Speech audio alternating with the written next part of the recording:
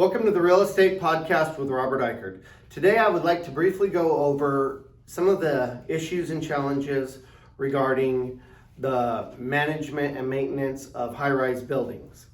So there is a course you can take for this. It's called, I just completed it. I'm not promoting it. I don't have any financial interest, but it's one you can take. Community Associations Institute offers the M320 High-Rise Maintenance and Management online course. So I have a certification with the Community Associations Institute, but you can take that course even if you're not a member of the Community Associations Institute. And it includes topics of the physical elements of a high-rise building, multi-story construction and maintenance, high-rise community operations, common areas and facilities. And it's a good course. I do recommend it. So there's lots of different challenges with a high-rise building and managing one that you may not experience that you won't experience with other buildings. So they require higher staffing level, more engineers. They have to be there a lot or most of the time. Management is usually on site with a high-rise building. Security staff, cleaning staff, front desk staff, things like that are necessary and expected in most high-rise buildings. Maybe they have a concierge. It just depends if it's an office or a condo, different things like that. But they're difficult, and many people don't want to even manage a high-rise because it can keep you up at night mentally, and sometimes literally you'll get calls in the middle of the night, more often so than you might with managing other properties. But if it's something you're interested in, that course I just mentioned with Community Associations Institute, the M320, would be a good course. So the management can also play the role of a peacekeeper, facilitator, keeping things going in a high-rise. They have extensive facilities. They have cooling towers many times on the top. They may have satellites on the top. They may have chilling systems, like big chillers, commercial chillers that cool the whole building instead of by per floor. They have, and then each floor will usually have air handlers, things like that. All these things have to be maintained. They can have boilers that heat the water for the whole building. They can have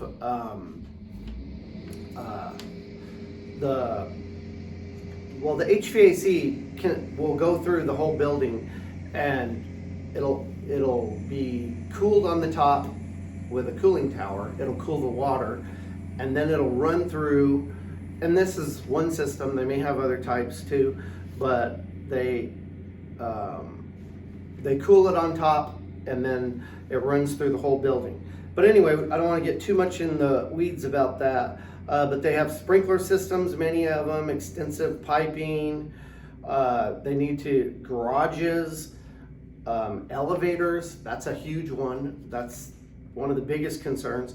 The thing about managing a high-rise building is you got to remember you have people in these buildings, and its safety is when I was managing, and I still do oversee the management of high-rise buildings, the safety of the people is number one that comes to mind. So do you have a fire escape plan? Are you following all these things that, like maybe a captain on each floor? Are you thinking about how you're going to get the handicapped people out of there if in the event of the elevator's not working? Because one of the first things that they're going to tell you not to use if there's a fire or smoke or something is the elevators. So those can be challenges that need to be thought of ahead of time to minimize difficulties. You'll have specialty contractors with high-rise buildings. You'll have water issues are big.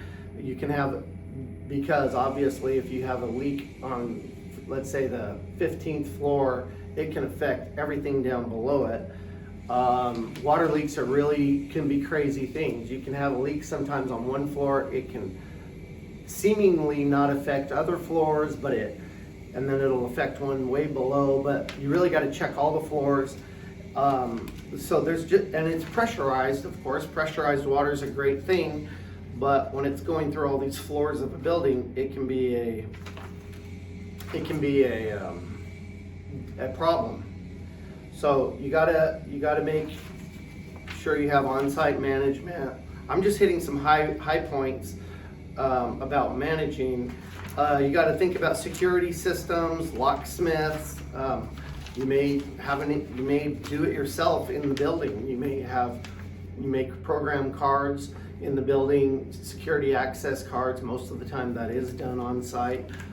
So usually the managers or the assistant managers or the building engineers, somebody has to be familiar with those systems and be able to give people access to garages and doors. And so it's very complicated, and there's a lot to it.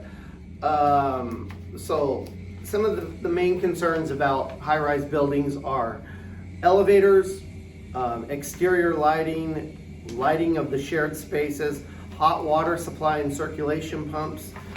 I'm just going to take a brief pause here because, for example, you have some redundancies built in to high-rise buildings, and so you might have 2 chillers, but if one goes down, now you've got 1 chiller serving the entire building.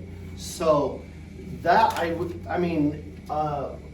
it's better to consider that an emergency than wait till you really have an emergency and you have nothing available. So if you may have 2 systems, you have redundant systems, boilers. A lot of these pumps I'm talking about are redundant, but you got to just remember, if one goes down, that's a red alert because now you have no redundancy left. And if you lose both chillers on a big building, if you have a couple of chillers on it, then you can leave people without any HVAC in the building. So you got to have third party or very qualified in-house people that can fix these things right away. A lot of times those bigger systems require third party vendors to come in, and you can't be dealing with people that don't have parts available and things in stock, or at least maybe the next day. Sometimes when I've managed high-rise buildings, and I still do, is if you order a pump, like let's say for example a pump goes out. If you order a pump, don't just order 1, you order 2. So that way you have one right there in stock, and you don't have to worry about whether a vendor is going to be able to go and source it. And it may seem like a waste of money, but it's really not, because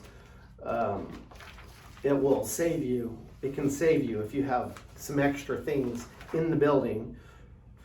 So security systems, car park ventilation. You'll see in car parks, you'll see fans in the garages, I meant to say, like underground parking garages or parking garages, period. You'll see fans and ventilation systems in many of them, especially if they're underground. And those things need to be working to get the car exhaust out and keep the air fresh down there for the people. You got water pumps, security systems, cooling tower pumps, cold and hot water supply. So you have a lot of different systems, but sometimes it's good to stock up on an extra system here and there. So you have it in stock, especially like multi-floor buildings or high-rise buildings, and you'll have multiple air handlers on each floor. There's certain parts that are unique to those air handlers, and if you know you have 25 of these floors, maybe it's best to just order 2 or 3, like let's say it's a pump or something, 2 or 3 in advance. That's one thing I do that really wasn't taught in the course, but it's good to have extra things around if you need them.